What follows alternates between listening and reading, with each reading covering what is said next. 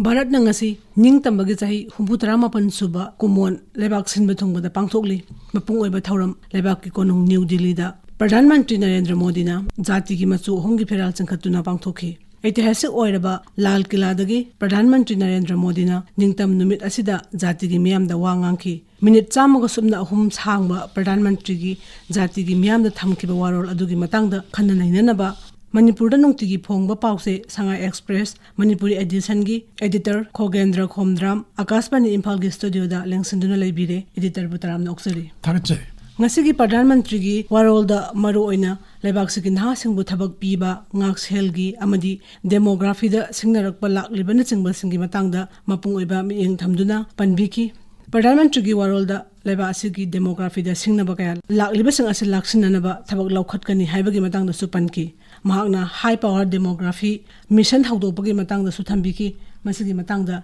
editor ki oiba warol khara thambi Prime Minister gi ngasi gi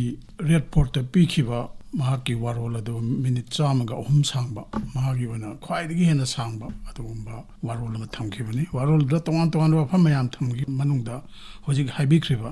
demography gi matangse yamna maru webani high power demography mission nama sathani haibani akhoi gi India manung saisida demographic ki imbalance sama halerak pase masi yamna kuirabani masi demography gi asoiba adagi structure da kaitharakpa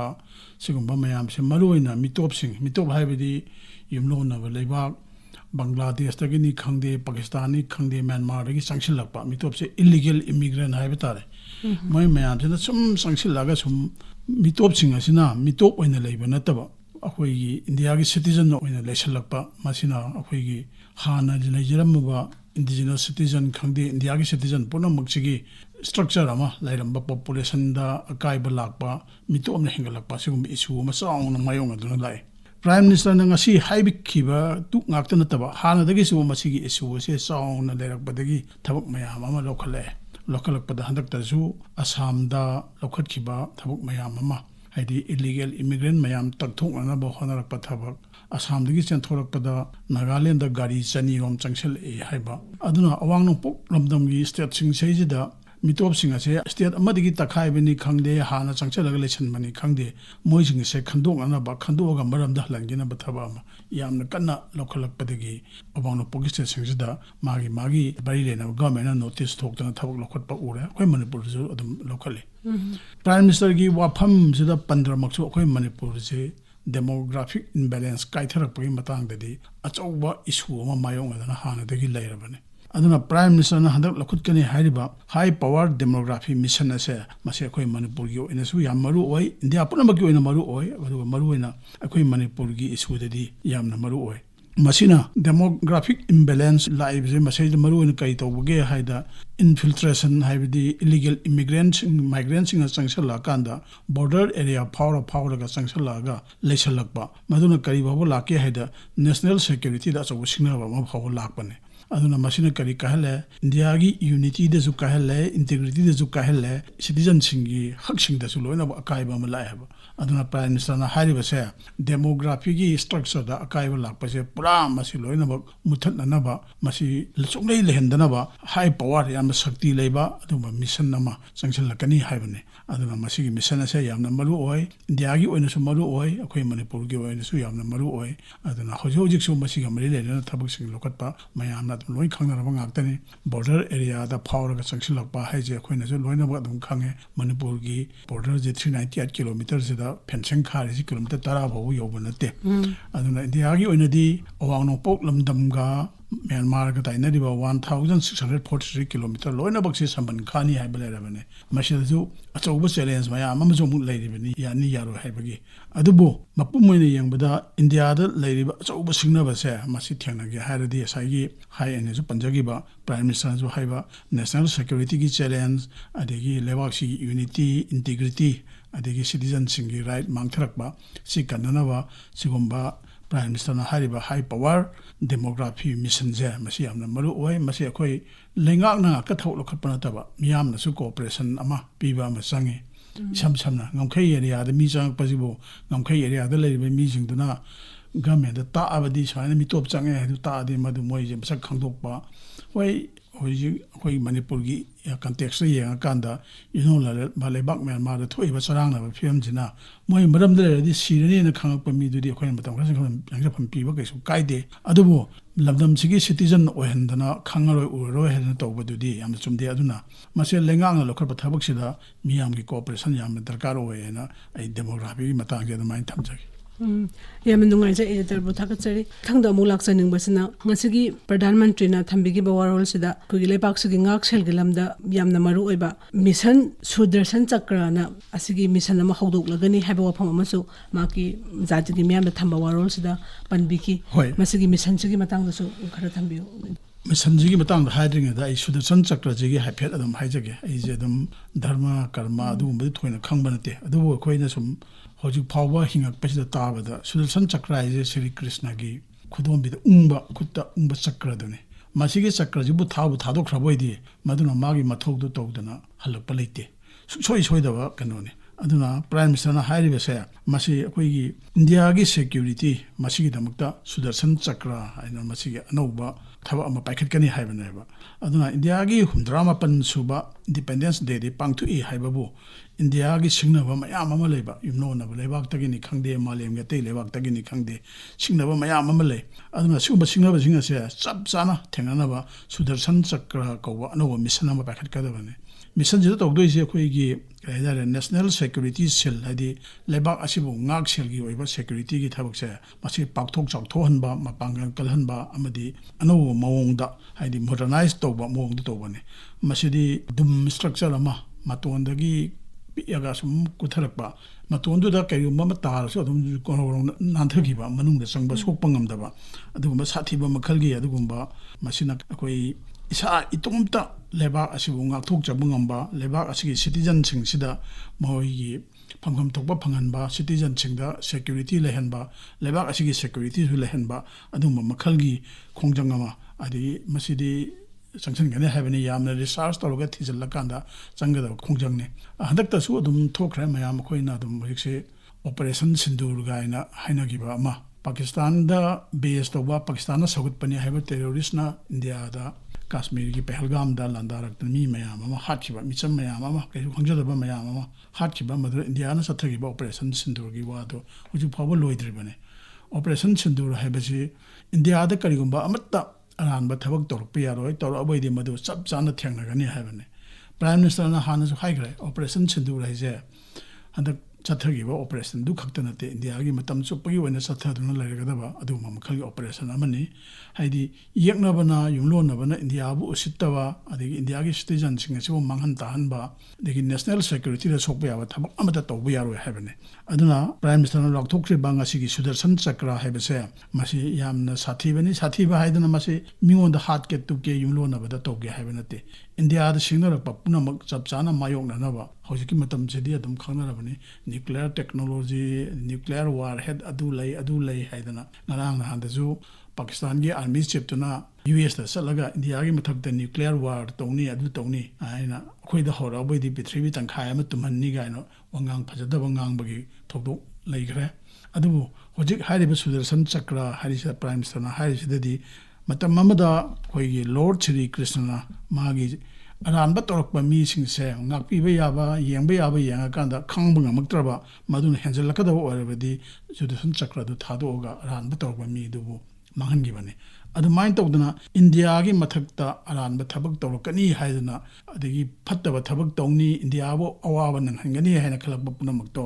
ꯂꯣꯏꯅꯃꯛ ꯉꯥꯛꯊꯣꯛꯅꯅꯕ ꯍꯧꯖꯤꯛꯇꯤ ꯌꯥꯝꯅ ꯐꯖꯅ ꯅꯤꯡꯊꯤꯅ ꯊꯤꯖꯤꯜꯂꯀꯥꯟꯗ ꯑꯗꯨꯒꯨꯝꯕ ꯊꯕꯛ ꯑꯃ ꯂꯧꯈꯠꯀꯅꯤ ꯍꯥꯏꯕꯅꯤ ꯃꯁꯤ ꯊꯕꯛꯁꯤ ꯑꯅꯧꯕ ꯇꯦꯛꯅꯣꯂꯣꯖꯤ ꯃꯌꯥꯝ ꯑꯃ ꯁꯤꯖꯤꯟꯅꯕ ꯑꯗꯒꯤ ꯔꯤꯁꯥꯔꯆ ꯃꯦꯊꯣꯗꯣꯂꯣꯖꯤ ꯃꯌꯥꯝ ꯑꯃ ꯁꯤꯖꯤꯟꯅꯔꯒ ꯃꯤꯌꯥꯝꯗꯁꯨ ꯁꯣꯛꯇꯕ ꯏꯟꯗꯤꯌꯥꯒꯤ ꯁꯤꯇꯤꯖꯟꯁꯤꯡ ꯑꯁꯤꯕꯨ ꯆꯞ ꯆꯥꯕ ꯁꯤꯇꯤꯖꯟ ꯑꯃ ꯑꯣꯏꯕꯒꯤ ꯄ꯭ꯔꯣꯇꯦꯛꯁꯟ ꯄꯤꯐꯝ ꯊꯣꯛꯄ ꯑꯗꯨ ꯄꯤꯕ ꯔꯥꯏꯠꯁꯨ ꯐꯪꯍꯟꯕ ꯑꯗꯨꯒꯨꯝꯕ ꯃꯈꯜꯒꯤ ꯊꯕꯛ ꯑꯃ ꯂꯧꯈꯠꯀꯅꯤ ꯍꯥꯏꯕꯅꯤ ꯃꯁꯤ ꯌꯥꯝꯅ ꯃꯔꯨ ꯑꯣꯏꯕꯅꯤ ꯏꯟꯗꯤꯌꯥꯁꯦ ꯌꯨꯝꯂꯣꯟꯅꯕ ꯂꯩꯕꯥꯛꯁꯤꯡ ꯑꯁꯤ ꯀꯜꯂꯛꯄꯣꯏ ꯀꯔꯤꯕꯣꯏ ꯏꯟꯗꯤꯌꯥꯒꯤ ꯑꯦꯗꯚꯥꯟꯁ ꯑꯣꯏꯕ ꯌꯥꯝ ꯆꯥꯎꯈꯠꯂꯛꯄ ꯗꯤꯕꯦꯂꯞ ꯇꯧꯕꯁꯤꯗ ꯍꯦꯛꯇ ꯊꯨꯒꯥꯏꯅꯕ ꯂꯦꯞꯄ ꯂꯩꯇꯅ ꯍꯣꯠꯅꯔꯛꯄꯁꯦ ꯃꯁꯤ ꯆꯞ ꯆꯥꯅ ꯊꯦꯡꯅꯅꯕ ꯂꯧꯈꯠꯂꯛꯄ ꯈꯣꯡꯊꯥꯡꯅꯤꯅ ꯊꯝꯖꯒꯦ ꯌꯥꯝ ꯅꯨꯡꯉꯥꯏꯖꯩ ꯑꯦꯗꯤꯇꯔꯅ ꯃꯔꯤꯛ ꯆꯨꯝꯅ ꯊꯝꯕꯤꯔꯦ ꯑꯗꯨꯒ ꯃꯈꯥ ꯇꯥꯖꯔꯛꯄꯗ ꯑꯩꯈꯣꯏꯅ ꯈꯪꯖꯅꯤꯡꯕ ꯑꯃꯅ ꯉꯁꯤ ꯄ꯭ꯔꯙꯥꯟ ꯃꯟꯇ꯭ꯔꯤ ꯅꯔꯦꯟꯗ꯭ꯔ ꯃꯣꯗꯤꯅ Lal Qila Jatigi Miham the Piba Warolda Haibikiba Yama Haudopikiba scheme Haibataragadi when the Pradhan Mantri Biksit Bharat Rozgar Yosna Haiba when the Hasangbut Tabak Pibagi Duga Skill Development Kamari Lane Basugumba scheme Yosna Asni Habitai Editor Namasigi Yosna Sigi Matanga Karatambu Duga Machina Kugi Haurukliba Duga Jatigi Hasing Seda Karam Karamba Makalgi Tabak Pibagi Lamsida Home Purak Pangam Gati Habigi Matangasu. When Indiana 2035 says that Namapung power Barat Amo Oinava Hana de Hona talk local lay. So Tabak local Pamarak says that India they am not Tanariba, quite Manipur so to my Tana was employment give up Hamzini. Like I should hire about my Mama Tawak Pangdava labor. Tawak Pangdava has a Ojikimatamda white collar job, Mataraga Mengi job, Marta Habidi Amadudi Yaroi, India missing 140 crore ni Nahagi missing yam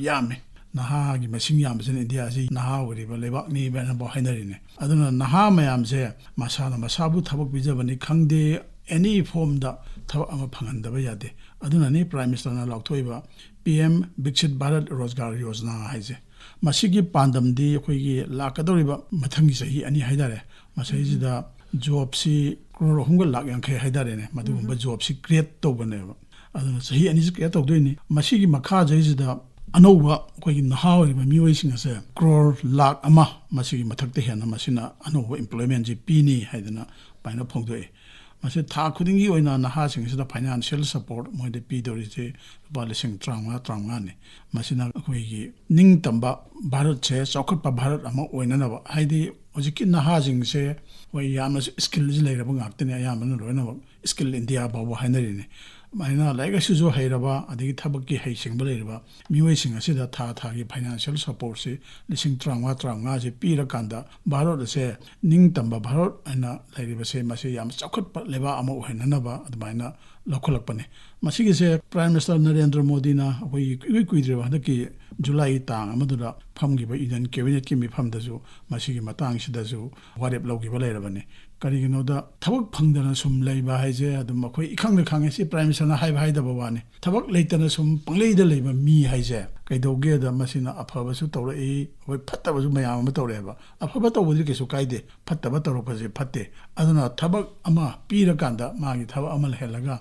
I mean the Magi financial support to later Ganjida, Apabatabak Unava, Apabatabak the Levax Sokapa, Masana Tavane. I don't know, Sokot Poleba Amo Henge, Hiva Matamjida, Nahazing. That Tabak Piva Dakar Oi. I don't know. Lakadar was he and Isada Nahazi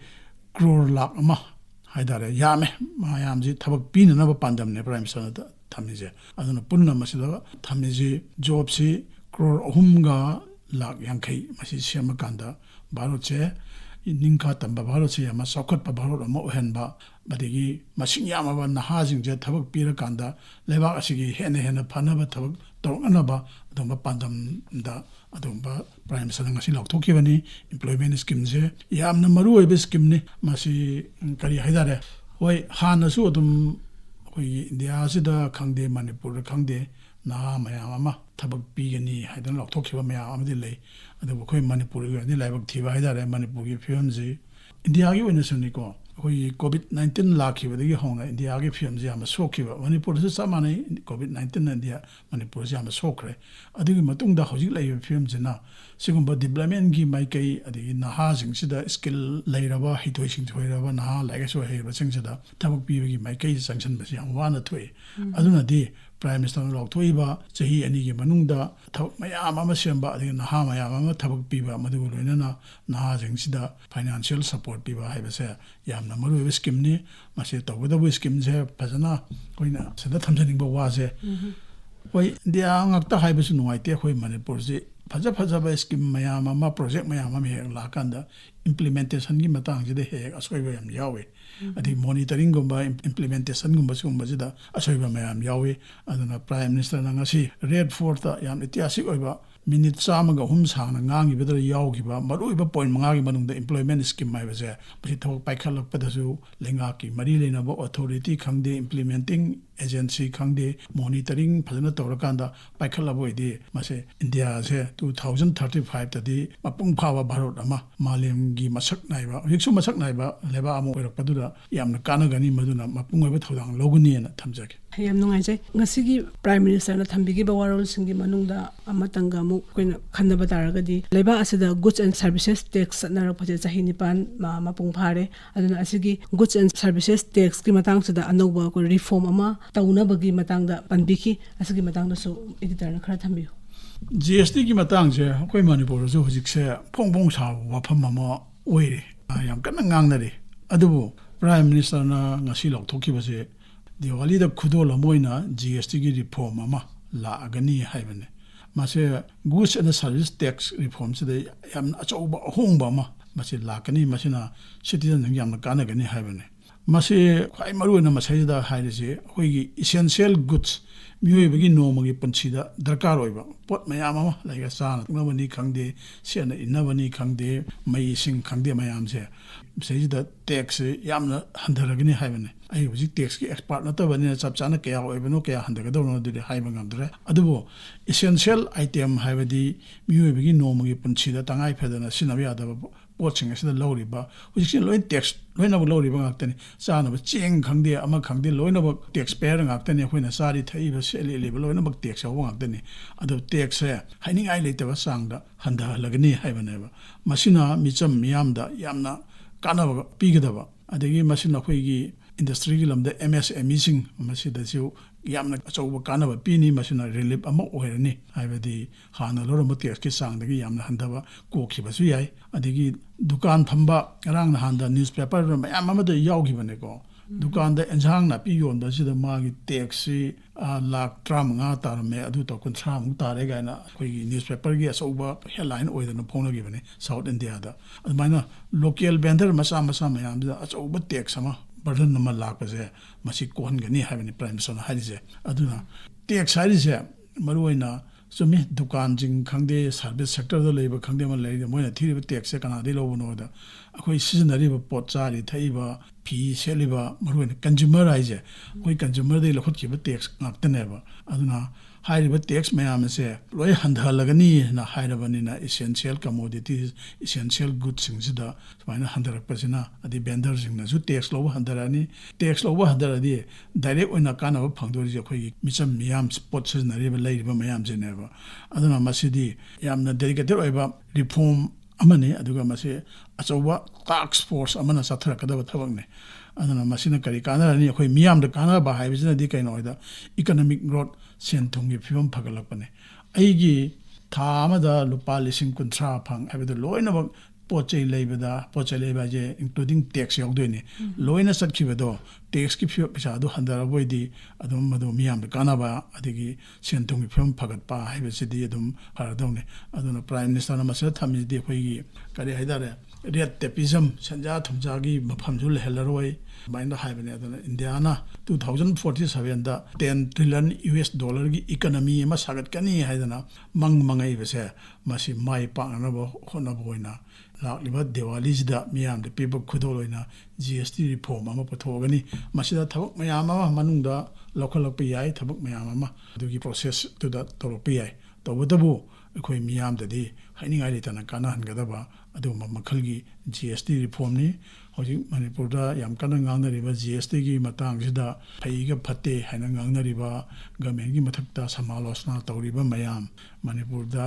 gumba yam lairaba masagi henthok lejadaba sida atei leba kamanana atei state kamanana tawriba se ya de chumde gaina lawriba mayam je prime minister gi anoba reform ji Diwali gift ene pirap matam dadi madugi film madu lairoidra haina ei khalena yamna nungaijai aduga akoina loisalakpada khangjaningbasi ngasigi pradhan mantri gi Khomdram palak suba ningtam namit ka mari leinana Delhi gi yamna ऐतिहासिक oiraba Lal Qila da jati gi miyam da bibi ki ba warol gi asupa mapung oiba warol se tongan ba sector sing gi matang da loina panbi budi panbi khre adu oiba taraga so ngasigi warol asigi overall akoi gi submission hai tare mapung oiba khamse kari ni haina thamgani mase prime minister na hoi gi Independence Day da Red Fort gi miyam da address to was yamna maru oibane la kadariba sahi sing sida ꯂꯩꯕꯥꯛꯁꯤꯗ ꯀꯔꯤ ꯇꯧꯒꯗꯒꯦ ꯑꯗꯒꯤ ꯀꯔꯤ ꯇꯧꯕ ꯌꯥꯏ ꯍꯥꯏꯕꯗꯨ prime ꯃꯤꯅꯤꯁꯇꯔꯅ ꯂꯥꯎꯊꯣꯛꯄꯅꯤ ꯌꯥꯝꯈ꯭ꯔꯦ prime ꯃꯤꯅꯤꯁꯇꯔꯒꯤ ꯉꯁꯤꯒꯤꯗꯨ ꯆꯥꯎꯔꯥꯛꯅ ꯃꯁꯤ ꯃꯌꯥꯝꯅ ꯄꯨꯟꯁꯤꯜꯂꯒ ꯌꯦꯡꯕꯗ 5 ꯊꯣꯛꯅ ꯇꯧꯋꯦ ꯑꯩꯈꯣꯏꯒꯤ ꯏꯟꯗꯤꯌꯥꯒꯤ ꯁꯦꯀ꯭ꯌꯨꯔꯤꯇꯤꯒꯤꯗ ꯍꯧꯖꯤꯛꯁꯨ ꯃꯌꯥꯝ ꯍꯧꯖꯤꯛꯇꯁꯨ ꯍꯥꯏꯐꯦꯠ ꯈꯟꯅꯕꯗ ꯌꯥꯎꯈ꯭ꯔꯦꯅꯦ ꯁꯦꯀ꯭ꯌꯨꯔꯤꯇꯤꯁꯤ ꯁꯨꯡꯁꯣꯏ ꯁꯣꯏꯗꯅ ꯁꯨꯗꯔꯁꯟ ꯆꯀ꯭ꯔ ꯍꯥꯏꯕ ꯑꯃ ꯃꯤꯁꯟ ꯑꯃ ꯄꯥꯏꯔꯛꯀꯅꯤ ꯍꯥꯏꯕꯁꯦ ꯃꯁꯤ ꯃꯄꯨꯡ ꯑꯣꯏꯅ ꯌꯦꯡꯕꯗ ꯑꯩꯈꯣꯏꯒꯤ ꯏꯟꯗꯤꯌꯥꯁꯦ ꯁꯦꯀ꯭ꯌꯨꯔ ꯑꯣꯏꯕ ꯂꯩꯕꯥꯛ ꯑꯃ ꯑꯣꯏꯍꯟꯒꯅꯤ ꯍꯥꯏꯕꯅꯤ ꯑꯗꯨꯅ ꯄ꯭ꯔꯥꯏꯝ ꯃꯤꯅꯤꯁꯇꯔꯒꯤ ꯄꯥꯟꯗꯝꯗꯤ ꯂꯩꯕꯥꯛ ꯑꯁꯤ ꯁꯦꯀ꯭ꯌꯨꯔ ꯑꯣꯏꯍꯟꯕ ꯁꯦꯀ꯭ꯌꯨꯔ ꯑꯣꯏꯕꯁꯤꯗ ꯍꯧꯖꯤꯛ ꯈꯟꯅꯕꯗ ꯌꯥꯎꯈꯤꯗꯕ ꯑꯃ ꯁ꯭ꯋꯥꯏꯗ ꯃꯇꯥꯡꯁꯤꯗ ꯑꯩ ꯄꯜꯍꯧꯔꯒꯦ ꯅ꯭ꯌꯨꯀ꯭ꯂꯤꯌꯔ ꯏꯅꯔꯖꯤꯒꯤ ꯃꯇꯥꯡꯁꯦ ꯍꯧꯖꯤꯛꯁꯦ ꯏꯟꯗꯤꯌꯥꯁꯦ ꯅ꯭ꯌꯨꯀ꯭ꯂꯤꯌꯔ ꯏꯅꯔꯖꯤꯒꯤ ꯃꯇꯥꯡꯗꯁꯨ ꯃꯥꯂꯦꯝꯒꯤ ꯃꯥꯡꯖꯤꯟ ꯊꯥꯕ ꯂꯩꯕꯥꯛ ꯑꯃ ꯑꯣꯏꯔꯤꯕꯅꯤ ꯑꯗꯨꯕꯨ ꯉꯁꯥꯏ ꯍꯥꯏꯈꯤꯕ 2047ꯗ GSTꯒꯤ ꯁꯤ ꯐꯥꯎꯁꯤꯗ US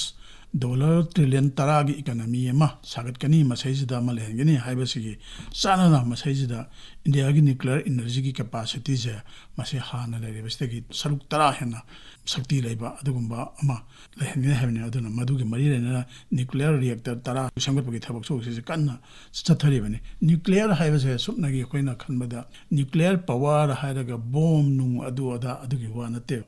ꯏꯅꯔꯖꯤꯒꯤ ꯈꯪꯗꯦ ꯑꯃꯒꯤ ꯇꯣꯉꯥꯟꯕ ꯁꯦꯛꯇꯔꯁꯤꯡꯗ ꯅ꯭ꯌꯨꯀ꯭ꯂꯤꯌꯔꯁꯦ ꯁꯤꯖꯤꯟꯅꯕꯅꯦꯕ ꯑꯗꯨꯅ ꯏꯟꯗꯤꯌꯥꯁꯦ ꯄ꯭ꯔꯥꯏꯝ ꯃꯤꯅꯤꯁꯇꯔꯅ ꯍꯥꯏꯔꯤꯁꯤ ꯅꯍꯥꯁꯤꯡꯗꯁꯨ ꯊꯕꯛ ꯐꯖꯅ ꯄꯤꯔꯅꯤ ꯃꯣꯏꯒꯤ ꯖꯣꯕ ꯀ꯭रिꯌꯦꯁꯟ ꯂꯩꯔꯅꯤ ꯃꯗꯒꯤ ꯃꯣꯏꯕꯨ ꯐꯖꯅ ꯊꯕꯛ ꯇꯧꯅꯤꯡꯅꯕ ꯊꯥꯒꯤ ꯐꯥꯏꯅꯥꯟꯁꯤꯌꯦꯜ ꯁꯄꯣꯔꯠ ꯍꯥꯏꯒꯗ꯭ꯔꯥ ꯁꯦꯀ꯭ꯌꯨꯔꯤꯇꯤ ꯍꯥꯏꯒꯗ꯭ꯔꯥ ꯑꯗꯨꯃꯥꯏꯅ ꯊꯥꯒꯤ 30,000-30,000 ꯂꯥꯛꯀꯗꯧꯔꯤꯕ ꯆꯍꯤ ꯑꯅꯤꯁꯤꯗ ꯖꯣꯕ ꯀ꯭ꯔꯣꯔ 3,50,000 ꯀ꯭ꯔꯤꯌꯦꯠ ꯇꯧꯔꯀꯥꯟꯁꯤꯗ ꯑꯩꯈꯣꯏꯒꯤ ꯀꯔꯤ ꯍꯥꯏꯇꯥꯔꯦ ꯌꯥꯝꯂꯕ ꯅꯍꯥ ꯃꯌꯥꯝ ꯑꯃ ꯀꯥꯟꯅꯕ ꯄꯤꯕ GSTꯒꯤ ꯔꯤꯐꯣꯔꯝ ꯂꯥꯛꯄ ꯑꯗꯒꯤ ꯗꯦꯃꯣꯒ꯭ꯔꯥꯐꯤꯒꯤ ꯂꯩꯔꯤꯕ ꯑꯀꯥꯏꯕ ꯃꯌꯥꯝ ꯑꯁꯦ ꯂꯣꯏꯅꯃꯛꯁꯦ ꯀꯣꯛꯍꯜꯂꯒ ꯃꯊꯪꯒꯤ ꯊꯕꯛꯁꯦ ꯂꯧꯈꯠꯂꯒ ꯃꯄꯨꯡ ꯐꯥꯕ ꯏꯟꯗꯤꯌꯥ ꯃꯥꯂꯦꯝꯒꯤ ꯑꯣꯏꯅ ꯃꯀꯣꯛ ꯊꯣꯡꯕ ꯂꯩꯕꯥꯛ ꯑꯃ ꯑꯣꯏꯍꯜꯂꯒꯅꯤ ꯃꯁꯩꯁꯤꯗ ꯄ꯭ꯔꯥꯏꯝ ꯃꯤꯅꯤꯁꯇꯔ ꯍꯥꯏꯁꯦ ꯑꯣꯏꯍꯜꯂꯒꯅꯤ ꯍꯥꯏꯔꯤꯁꯦ ꯒꯃꯦꯟ ꯈꯛꯇꯅ ꯑꯣꯏꯍꯜꯂꯒꯅꯤ ꯍꯥꯏꯕ ꯅꯠꯇꯦ ꯃꯤꯌꯥꯝꯗ ꯄꯤꯕ ꯋꯥꯔꯣꯜꯗ ꯊꯝꯕ ꯅꯨꯡꯒꯤ ꯑꯣꯏꯕ ꯋꯥꯐꯝꯗꯤ ꯃꯤꯌꯥꯝꯅꯁꯨ ꯒꯃꯦꯟꯅ ꯂꯧꯈꯠꯂꯛꯏꯕ ꯑꯐꯕ ꯊꯕꯛ ꯃꯌꯥꯝꯁꯤꯗ ꯀꯣꯑꯣꯄꯔꯦꯁꯟ ꯄꯤꯕꯤꯌꯨ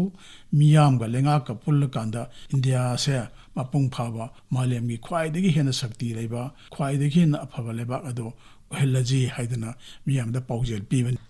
ꯌꯥꯝꯅ ꯅꯨꯡꯉꯥꯏꯖꯩ ꯉꯁꯤ ꯚꯥꯔꯠꯅ ꯅꯤꯡꯇꯝꯕꯒꯤ ꯆꯍꯤ 69 ꯁꯨꯔꯛꯄꯒ ꯃꯔꯤ ꯂꯩꯅꯅ ꯄ꯭ꯔꯙꯥꯟ ꯃꯟꯇ꯭ꯔꯤ ꯅꯔꯦꯟꯗ꯭ꯔ ꯃꯣꯗꯤꯅ ꯖꯥꯇꯤꯒꯤ ꯃꯤꯌꯥꯝꯗ ꯄꯤꯕ ꯋꯥꯔꯣꯜꯒꯤ ꯃꯇꯥꯡꯗ ꯈꯟꯅ ꯅꯩꯅꯕꯗ ꯁꯔꯨꯛ ꯌꯥꯕꯤꯕ ꯑꯗꯨꯒ ꯄ꯭ꯔꯙꯥꯟ ꯃꯟꯇ꯭ꯔꯤꯅ ꯐꯣꯡꯗꯣꯛꯄꯤꯈꯤꯕ ꯋꯥꯈꯜꯂꯣꯟ ꯃꯌꯥꯝꯒꯤ ꯃꯇꯥꯡꯗ ꯁꯟꯗꯣꯛꯅ ꯇꯥꯛꯄꯤꯕꯒꯤꯗꯃꯛꯇ ꯑꯦꯗꯤꯇꯔꯕꯨ ꯑꯀꯥꯁꯕꯥꯅꯤ ꯏꯝꯐꯥꯜꯒꯤ ꯃꯥꯏꯀꯩꯗꯒꯤ ꯊꯥꯒꯠꯄ ꯐꯣꯡꯗꯣꯛꯆꯔꯤ ꯑꯩꯍꯥꯛꯅꯁꯨ ꯃꯌꯥꯝ ꯄꯨꯝꯅꯃꯛꯄꯨ ꯈꯨꯔꯨꯝꯖꯔꯤ